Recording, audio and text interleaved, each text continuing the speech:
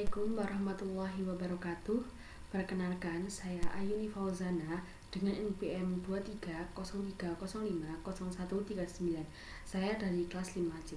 Di sini saya akan menjelaskan tentang perubahan iklim di Indonesia.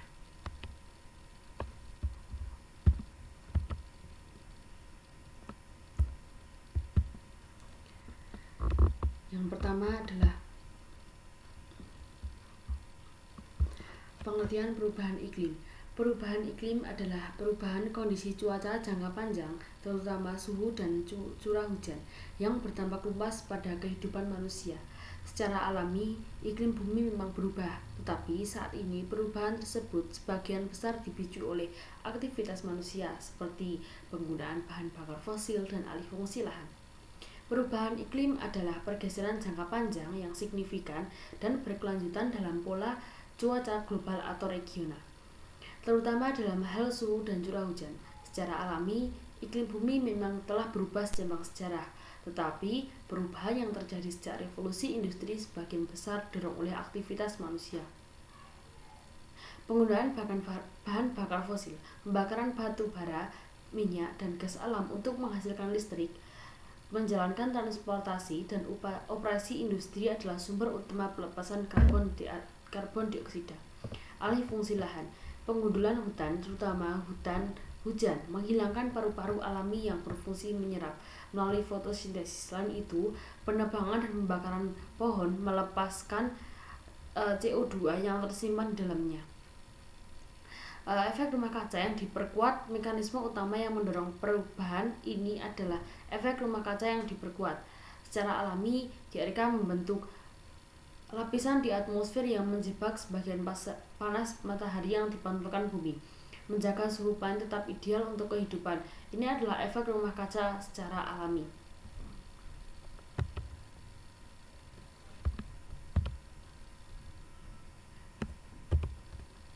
Dampak perubahan iklim terhadap tanaman padi. Tanaman padi butuh cuaca yang stabil untuk tumbuh dengan baik. Kalau cuaca terlalu panas, daun padi bisa berubah jadi kuning dan akhirnya tanaman bisa gagal panen. Di sisi lain, jika air terlalu banyak dan tergenang di sawah, akar padi bisa rusak karena kekurangan udara, dan kondisi ini juga bisa membuat pertumbuhan padi jadi terganggu. Jadi, padi perlu suhu yang tidak terlalu panas dan jumlah air yang pas supaya bisa tumbuh sehat dan hasil panennya maksimal. Tanaman padi adalah salah satu komoditas pangan terpenting di dunia, tetapi pertumbuhannya sangat bergantung pada kondisi iklim yang stabil dan spesifik. Padi memiliki toleransi yang relatif sempit terhadap fluktuasi ekstrim suhu dan ketersediaan air. Sensitifnya terhadap suhu atau panas berlebihan. Padi membutuhkan suhu optimal yang stabil, terutama selama fase pembungaan dan pengisian biji. Dampak panas berlebihan. Jika suhu udara terlalu tinggi, biasanya di atas 35 derajat hingga 40 derajat, padi mengalami cekaman panas atau heat stress. Perubahan fisiologi. Panas ekstrim dapat menyebabkan daun padi menguning karena kerusakan pada klorofil, mengganggu proses fotosintesis, gagal bunga, dan pengisian biji. Suhu tinggi pada masa pembungaan dapat menyebabkan padi steril atau gagal menghasilkan serbuk padi yang layak, atau mengganggu pengisian bulir padi. Konsekuensi akhir yaitu gagalnya proses-proses ini secara langsung menyebabkan penurunan drastis hasil panen atau bahkan kegagalan padi. Kebutuhan dan sensitivitas terhadap air, kelebihan atau kekurangan. Meskipun padi dikenal sebagai tanaman air, ia membutuhkan manajemen air yang sangat tepat. Kebutuhan optimal. Padi memerlukan sawah yang tergenang untuk menekan pertumbuhan gulma dan menjaga suhu tanah, tetapi genangan tersebut harus terkontrol. Dampak kelebihan air, banjir atau tergenang lama. Jika sawah tergenang air terlalu dalam atau dalam jangka waktu yang lama, kerusakan akar padi membutuhkan oksigen udara untuk respirasi. Genangan yang berlebihan atau aliran air yang terhenti dapat menyebabkan kondisi tanpa oksigen di zona perakaran. Pertumbuhan terhambat. terhambat. Akar yang kekurangan udara akan membusuk atau tidak berfungsi dengan baik, menghambat penyerapan nutrisi dan air yang pada akhirnya mengganggu pertumbuhan padi secara keseluruhan. Dampak kekurangan air. Padi yang kekurangan air juga akan mengalami cekaman yang menyebabkan tanaman layu, kerdil, dan tidak mampu membentuk buliran padi. Jadi, peran cuaca stabil secara ringkas untuk mencapai pertumbuhan yang sehat dan hasil panen yang maksimal. Tanaman padi memerlukan suhu udara tidak terlalu panas dengan rentang ideal yang stabil. Ketersediaan air, jumlah air yang pas dan terkontrol cukup untuk menggenangi sawah tanpa menyebabkan kondisi anaerobik pada perakaran. Selanjutnya,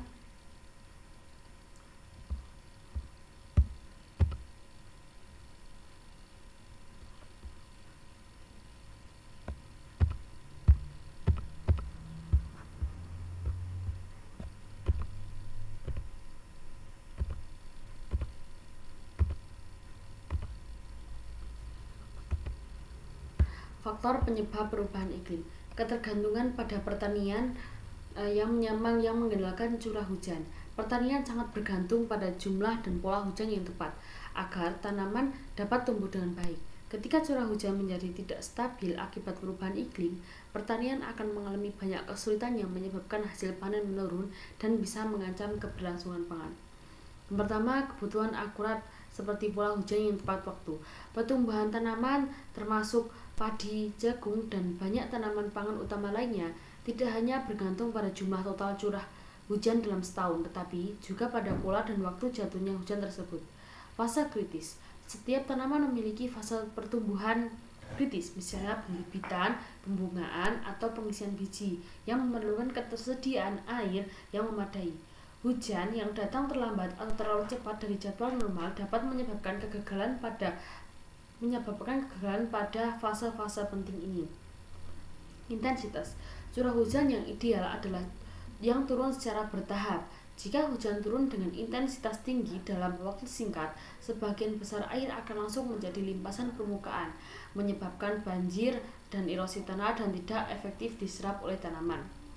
Yang kedua, dampak perubahan iklim pada curah hujan. Perubahan iklim telah mengganggu stabilitas pola hujan, menciptakan kondisi yang tidak terduga dan ekstrim. Ketidakpastian musiman. Pola musim hujan dan kemarau menjadi tidak menentu. Musim hujan bisa dimulai lebih lambat atau berakhir lebih cepat. Sementara musim kemarau bisa lebih panjang dan intens. Ketidakpastian ini membuat petani sulit menentukan waktu tanam yang optimal. Peningkatan kekeringan. Suhu yang lebih panas meningkatkan evapotranspirasi atau penguapan air dari tanah dan transpirasi dari tanaman. Sehingga meskipun curah hujan totalnya sama, tanah menjadi lebih cepat kering. Curah hujan yang berkurang atau terhenti saat masa tanam menyebabkan kekeringan yang parah dan gagal panen. Peningkatan banjir. Di sisi lain, perubahan iklim juga meningkatkan risiko curah hujan ekstrim dalam waktu singkat, memicu banjir bandang. Banjir dapat merusak tanaman yang sudah ditanam, mengikis lapisan subur tanah, dan mengganggu infrastruktur pertanian. Yang ketiga, konsekuensi terhadap pangan dan ekonomi. Ketergantungan tinggi pada curah hujan yang kini tidak stabil memiliki konsekuensi yang serius. Yang pertama, penurunan hasil panen. Fluktuasi suhu dan ketersediaan air secara langsung menyebabkan penurunan produktivitas lahan pertanian. Ancaman ketahanan pangan. Penurunan hasil panen secara massal mengancam ketersediaan pangan di tingkat lokal, regional, bahkan global, berpotensi memicu kelonjakan harga, kerawanan pangan, kerugian ekonomi petani. Petani yang modalnya terbatas menghadapi kerugian finansial berulang kali akibat gagal panen, menjebak mereka dalam siklus kemiskinan dan menghambat pembangunan pedesaan.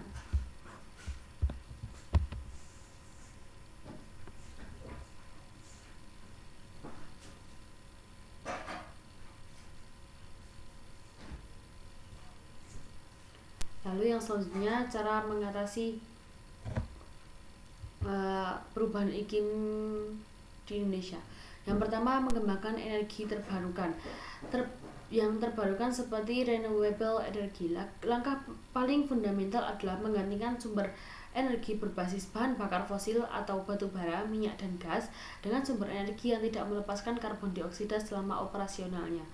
Pembangkit listrik tenaga surya atau PLTS. PLTS memanfaatkan sel fotovoltaik untuk mengubah sinar matahari menjadi listrik. Ini adalah teknologi yang sangat bersih, dapat dipasang dalam skala besar maupun skala kecil. Keuntungannya adalah ketersediaan sumber daya matahari yang melimpah, khususnya di wilayah tropis seperti Indonesia.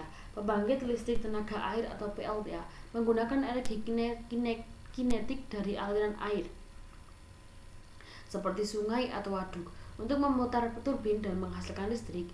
PLTA merupakan sumber energi andal dan dapat menyediakan pasokan listrik yang stabil atau base load power. Pentingnya transisi. Pengembangan energi terbarukan bukan hanya tentang menambah kapasitas, tetapi juga tentang transisi sistem energi yang secara keseluruhan. Ini memerlukan investasi besar, perbaikan jaringan transmisi, dan pengembangan teknologi penyimpanan energi seperti baterai untuk mengatasi sistem intermittent atau tidak terlalu tersedia dari sumber seperti matahari dan angin. Yang kedua, mendorong ekonomi hijau atau green economy. Ekonomi hijau adalah kerangka pembangunan yang bertujuan untuk mencapai pertumbuhan ekonomi yang berkelanjutan, sekaligus memastikan keberlanjutan lingkungan dan keadilan sosial. Ini mengubah cara pembangunan didefinisikan dan dilaksanakan. Pembangunan berkelanjutan.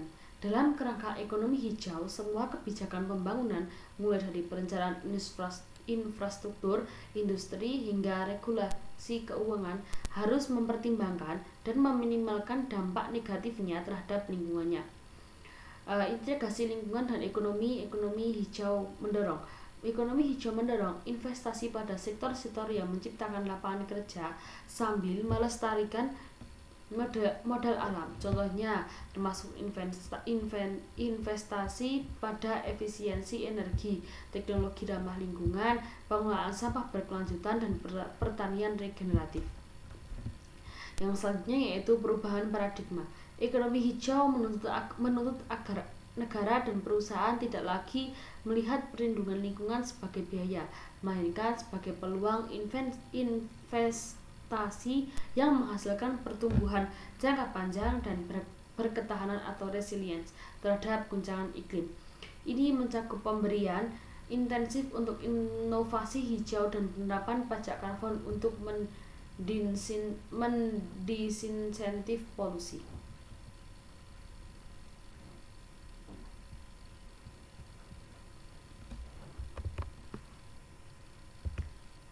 Tadi pengaruh perubahan iklim itu ada. Perubahan iklim mengaruhi produksi tanaman melalui dua jalur utama: perubahan langsung pada kondisi tubuh tanaman dan dampak tidak langsung yang mengaruhi pasar serta infrastruktur yang mendukung pertanian.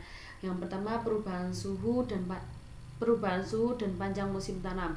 Perubahan suhu adalah salah satu faktor iklim yang paling krusial dan memiliki dampak langsung pada fisiologi tanaman yang kemudian memengaruhi panjang dan kualitas musim tanam. Pergeseran suhu regional.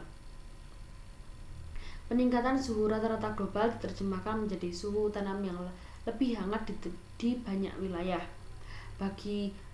Bagi beberapa tanaman, ini dapat mempersingkat waktu yang dibutuhkan tanaman untuk mencapai kematangan. Siklus hidupnya menjadi lebih cepat, yang seringkali berakibat pada ukuran tanaman yang lebih kecil dan penurunan hasil panen atau penurunan berat biji. Musim tanaman yang berubah. Peningkatan suhu dan berubah pola hujan menyebabkan pergeseran awal dan akhir musim tanaman. Petani yang terbiasa dengan jadwal tanaman tradisional berdasarkan kalender musiman akan salah waktu dalam menanam. Misalnya, musim hujan datang lebih lambat, memaksa petani untuk menunda penanaman yang memperpendek musim tanam efektif atau menanam pada kondisi yang tidak optimal. Musim dingin yang lebih hangat atau ekstrim. Untuk tanaman yang membutuhkan periode dingin atau fertilisasi untuk berbunga atau berbuah, musim dingin yang terlalu hangat dapat mengganggu siklus reproduksi mereka. Di sisi lain, peningkatan yang variabilitas iklim juga dapat menyebabkan gelombang dingin ekstrim yang tidak terduga, yang secara tiba-tiba merusak tanaman yang sedang tumbuh. Pengaruh pada bahasa dan infrastruktur infrastruktur pangan. Dampak gangguan produksi tanam ini menyebar luas dan akhirnya mengaruhi stabilitas pasar dan kondisi infrastruktur pertanian. Berimbas pada harga pangan ketika produksi tanaman terganggu secara luas dan berulang akibat kekeringan, banjir, atau gelombang panas. Hal itu menciptakan ketidakseimbangan antara permintaan dan pasokan. Penurunan pasokan, gangguan produksi yang besar atau misalnya gagal panen padi nasional menyebabkan pasokan pangan pokok menurun di pasar. Kenaikan harga, berkurangnya pasokan di tengah permintaan yang stabil atau meningkat akan mendorong kenaikan harga pangan secara tajam. Kenaikan ini sangat membebani masyarakat miskin dan dapat memicu inflasi pangan yang mengancam stabilitas ekonomi dan daya beli masyarakat. Yang ketiga, kerusakan infrastruktur. Peristiwa cuaca ekstrim yang dipicu oleh perubahan iklim menyebabkan kerusakan parah pada infrastruktur yang sangat penting bagi pertanian dan distribusi pangan. Kerusakan irigasi dan lahan. Banjir bandang dapat merusak bendungan, kanal irigasi, dan saluran, serta mengikis lapisan tanah subur yang dibutuhkan untuk pertanian. Gangguan rantai pasokan, badai atau banjir besar dapat merusak jalan, jembatan, dan pelabuhan, menghambat distribusi pangan dari area produksi ke pasar. Keterlambatan dan kerugian dalam berdistribusi ini turut meningkatkan biaya logistik yang pada akhirnya diteruskan ke konsumen dalam bentuk harga yang lebih tinggi. Penurunan investasi. Ketidakpastian iklim yang tinggi membuat sektor pertanian menjadi investasi beresiko, sehingga mengurangi minat untuk berinvestasi pada modernisasi peralatan, irigasi, dan infrastruktur lainnya yang sangat dibutuhkan untuk adaptasi jangka panjang.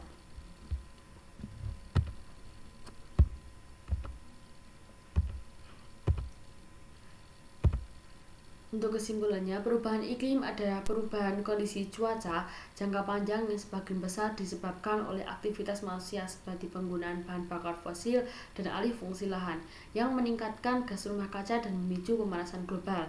Dampak utamanya adalah perubahan cuaca ekstrim, curah hujan, dan suhu yang signifikan mengganggu ketahanan pangan dan sangat merentankan subsektor tanaman pangan, menyebabkan kegagalan panen. Untuk mengatasinya diperlukan strategi yang fokus pada aksi nyata dan energi. Sekian presentasi dari saya. Kurang lebihnya mohon maaf. Wassalamualaikum warahmatullahi wabarakatuh.